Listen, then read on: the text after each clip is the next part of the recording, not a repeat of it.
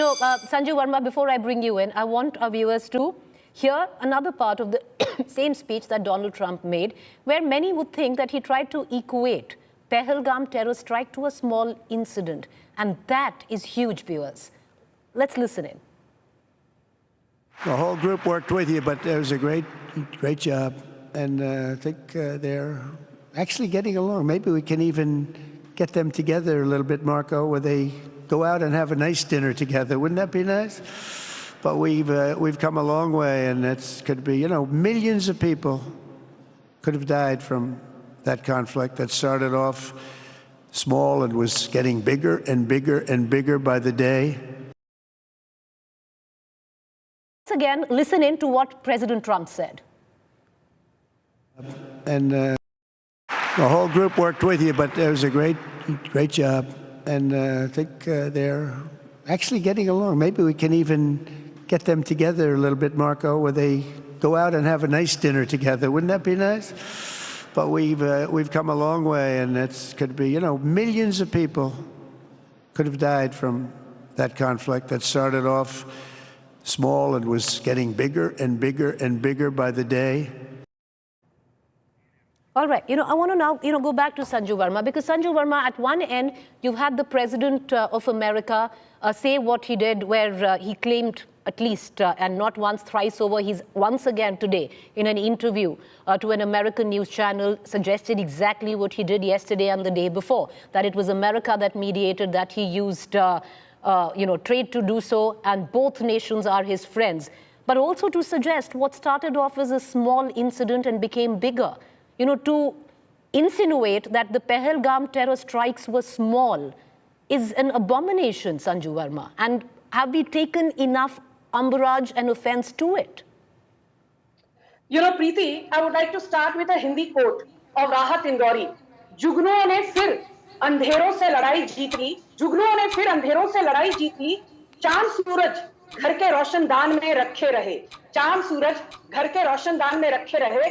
This is for the likes of Jairam Ramesh, this is for the entire left-leaning cabal, this is for the pseudo-secular gang who always questions anything that Prime Minister Modi does.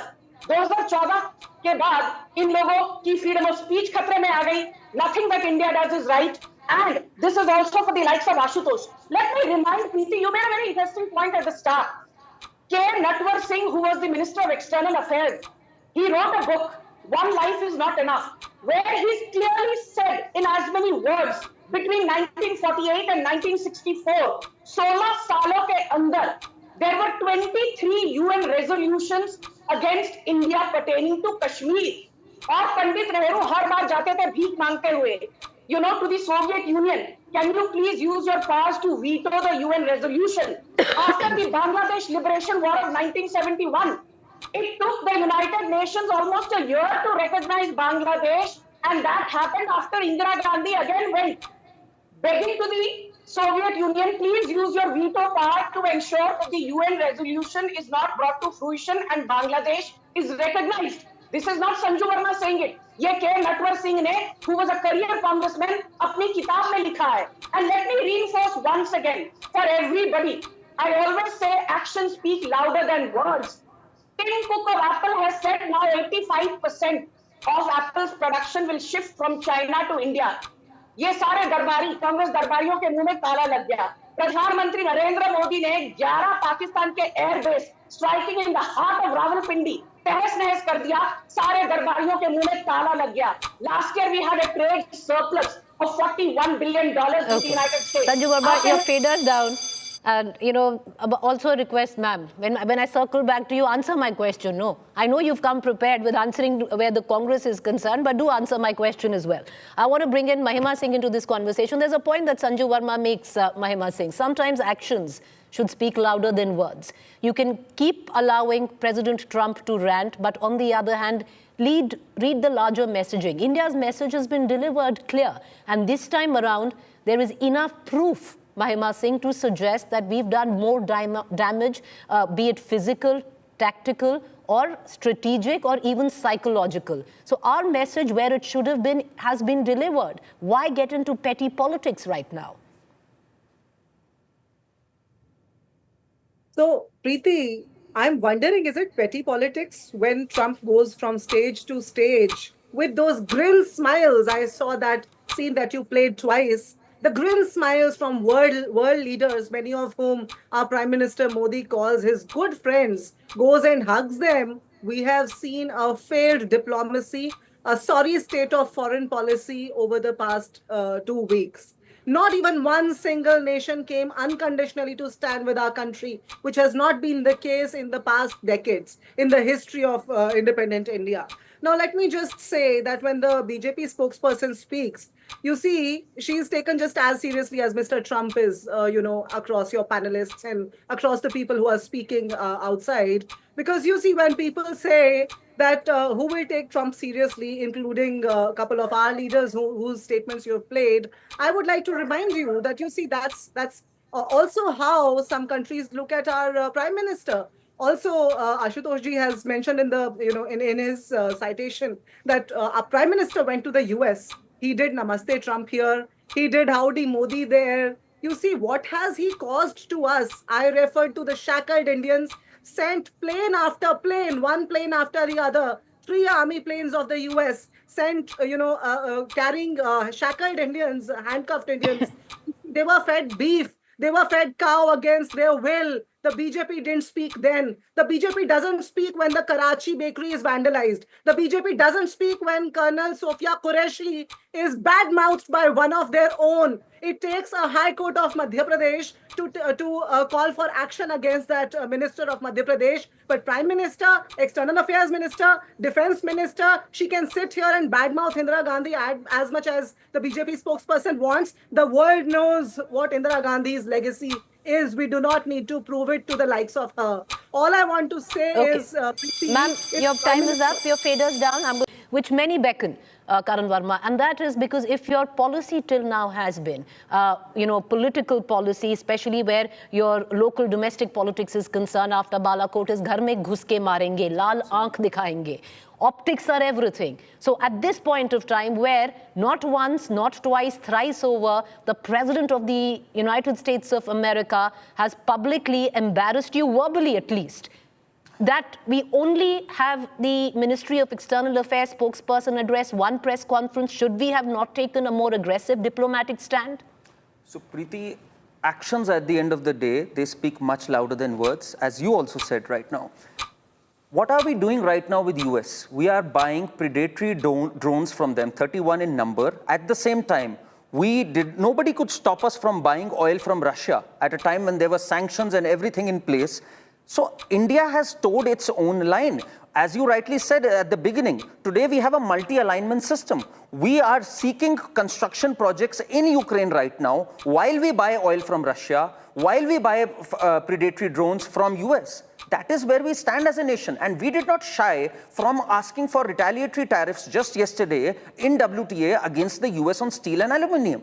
So, India is walking the talk. India is walking a tightrope, and at the same time, we don't need to unnecessarily elbow someone. If there is someone who is known for trash talking, and there is a rebuttal that has come from the spokesperson of the MEA, we don't need to pinch him unnecessarily just to impress the Congress party. The Congress party has long lost battles on the diplomatic table. I mean, who can forget after 1971, despite having 93,000 prisoners of war, we could not even negotiate and end the problem of Kashmir once and for all. We could have got back POK at that point of time. We could have solved the chicken neck issue.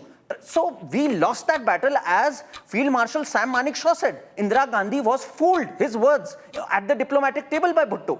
So rather than, going for this bluster and these optics, at this moment, the Indian government is going for solid deliverables. We are fighting a battle. At the same time, we are growing economically. Companies today are shifting from China. They are looking at China +1 options. So many of the US companies are shifting their production here. So we have to, weigh everything. And that is what mature leadership is all about.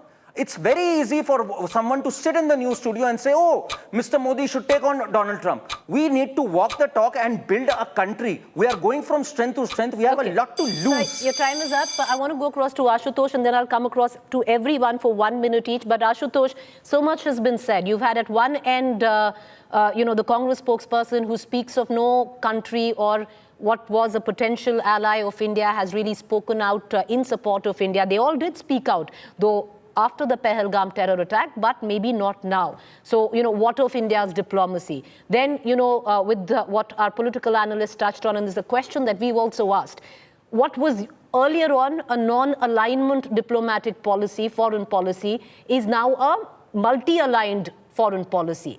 Has it backfired, Ashutosh? Because this is also a time, even though we've got the S-400 from Russia, but could have done better if Russia would have vocally come out in support, for India. But maybe that didn't happen because we didn't openly support Russia with their conflict of Ukraine. We tried to multi-align with both Ukraine and Russia.